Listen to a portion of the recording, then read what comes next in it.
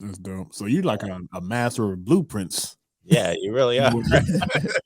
Well, yeah, it's funny. A lot of the things. So here's something people like to know is how the first Bop It kind of prototype wasn't from a blueprint. It literally was this.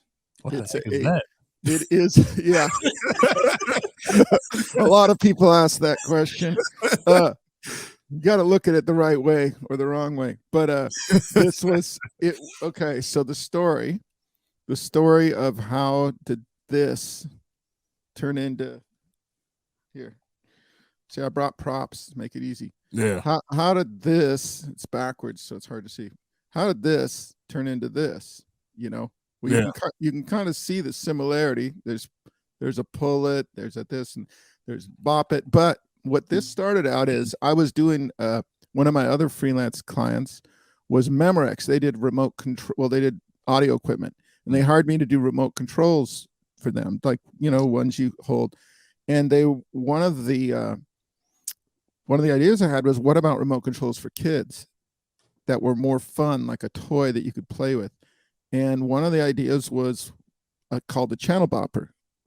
Could you have a remote control where when you didn't like what you were watching, you could bop it on the table and go bam, bam, bam. So you'd go like channel 2, 3, 4, 5, 6, 7. Of course, this was before we had 1,000 channels. Like, so you could, and then you turn it around and say, oh, no, I want to go back. So you go down, back, and up. And just imagine the bopper was really for bopping stuff. Yeah. And I do have a picture of this when it was more of a remote control. And they did a bunch of other remote controls I designed, but they didn't like that one. So eventually I took it to toy companies, started pitching it, and as a kid's remote control, like saying, this is for kids. It should be sold like a toy, but it's a remote that they can kind of play with. They can bang it on the table. And no one really liked it. That got rejected probably 15 times, except one thing about inventing is it's really about listening. And the people you pitch things to often, even when you get rejected, they kind of usually give you something and so one person just said, maybe it's not a remote. And even though that seems really simple, when you're inventing, when your ideas are so like you're focused, this is what it is, it's got to be so just stopping for a second going, I don't know, maybe it isn't. What would it be? I don't know. But what do you mean it's not a remote? That's the whole idea. It's a remote. What do you mean? It's kind of like saying, that your idea isn't really your idea. So I just set it aside. And later a company called Tiger Electronics had called maybe a few months later and said, they used to do these handheld games. Oh, I know. The little 2D, like, I know exactly what you're talking about. Yeah, I know Tiger games. Exactly. So I had done some games for them. I had done some electronic games, and they called me and said, do you have any ideas for some new handheld game? Because those were sort of diving, like they were popular, and then they were just sort of like, they put He-Man and Marvel and whatever, like they sort of, and so I immediately had this little mock-up on my desk as this failed remote control that maybe could be something else. And I kind of said, well, maybe that could be a handheld game.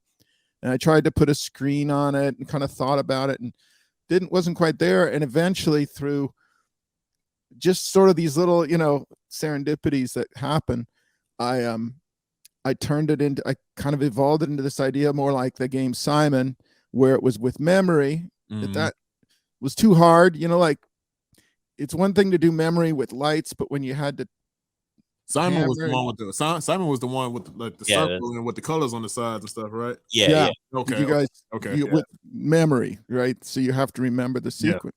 Yeah. And this was, so I changed it into this game where it was kind of like Simon, but you did these, you bopped and you twisted and you pulled. So this was, the bop, twist, pull came out of channel change, volume, on, off.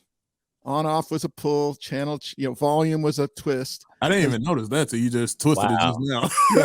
So that's what I mean. You asked about blueprints. This is literally what I used. I made this, cut out a piece of foam core just to kind of, a lot of times you just need to feel it, and I did a video of me eventually the biggest sort of breakthrough to me that was the most unintuitive was thinking, well, maybe it isn't memory. Maybe it's just one thing at a time.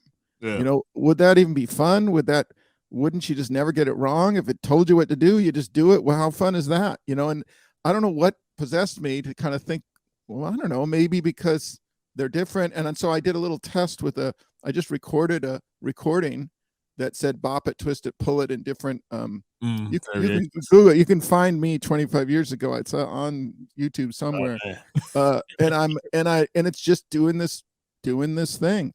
And I could kind of tell from that, like, this is actually kind of fun. And as it speeds up, it gets harder. You know, all these things in hindsight seem easy, but before you know about them, they seem like they're just these new things. So that's really how it happened. And then I, you know, lots more stories to how it then went from this to this. But I find the most interesting thing is sort of these sort of accidents and, you know, listening to people and just sort of finding your way. And at the time I had a lot of other concepts going, and I always do, I still do. So you really don't know if something's going to be a hit. It just happened to kind of land in the right place, right time, you know. Cool.